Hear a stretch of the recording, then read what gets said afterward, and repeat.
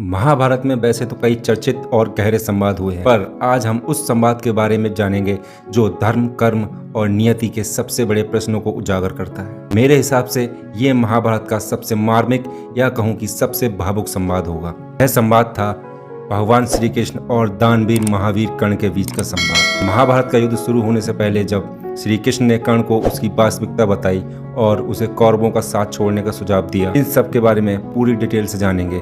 बने रहिए वीडियो के अंत तक। नमस्कार दोस्तों, स्वागत है आपका हमारे चैनल एंडलेस मोटिव में।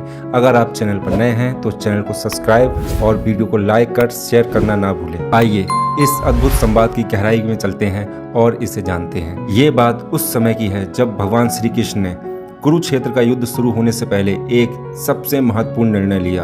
उन्होंने कर्ण के पास जाकर उससे युद्ध के विषय में बात करने का निश्चय किया, क्योंकि कर्ण अपने जीवन के सबसे बड़े भ्रम में जी रहा था।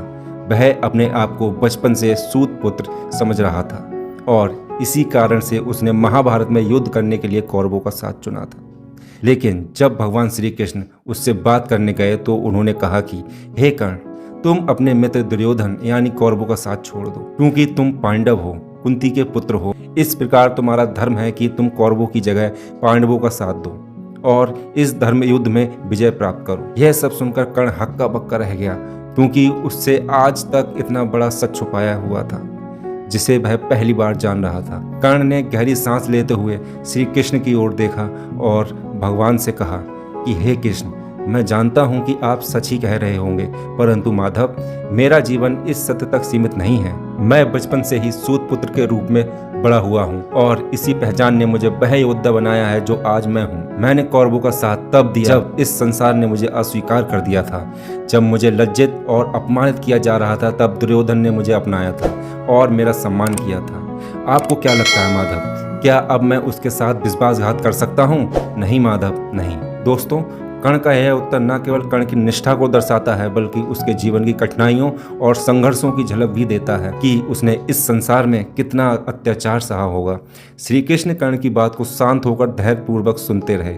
जब कर्ण ने अपनी बात पूरी कर ली तब श्री कृष्ण मुस्कुराते हुए बोले, हे कर्ण, ये सच है कि दुर्योधन ने तुम्हें सम्मान दिया था, लेकिन उसका उद्देश्य सिर्फ और सिर्फ अपने स्वार्थ को पूरा करना था। कर्ण, तुम्हारी वीरता और गुण पांडवों के योग्य हैं। धर्म का रास्ता कठिन जरूर होता है, लेकिन सही मार्ग भी वही होता है। तुम्हारे पास आज अवसर है कि तुम धर्म के साथ खड़े हो सकते हो।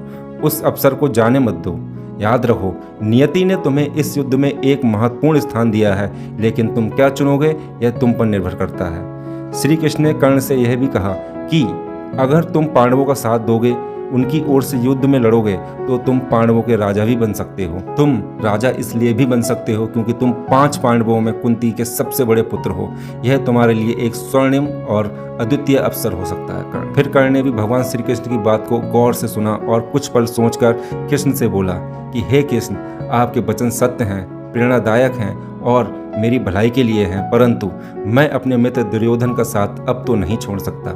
मैं ये भी जानता हूँ कि वह गलत है और अधर्म के रास्ते पर चल रहा है और मैं उसे रोकना भी चाहूँ तो वह नहीं रुकेगा। लेकिन अब इस युद्ध के अंतिम क्षण में मैं अपनी मित्रता का गला घोंटकर उसकी पीठ में छुरा नहीं घोंप सकता। यह मेरे जीवन की निष्ठा और उसे दिए हुए वचन का प्रश्न है। कर्ण ने श्री कृष्ण से यह भी कहा कि मैं जानता हूँ दुर्योधन अधर्म के पक्ष में है और उसकी महाभारत के इस युद्ध में हार निश्चित है, लेकिन मैंने अपने जीवन को दुर्योधन से सम्मान मिला है, चाहे वो स्वार्थपूर्ण क्यों ना हो, उसी सम्मान के लिए समर्पित कर दिया है। श्री कृष्ण ने कर्ण की सभी बातों और उसके उत्तर को ध्यान से सुना और उसे आशीर्वाद देकर वहां से वापस आ गए। दोस्तों, श्री कृष्ण और कर्ण का यह संवाद केवल धर्म और अधर्म की लड़ाई नहीं थी, यह कर्म और निष्ठा के बीच की एक कठिन लड़ाई थी।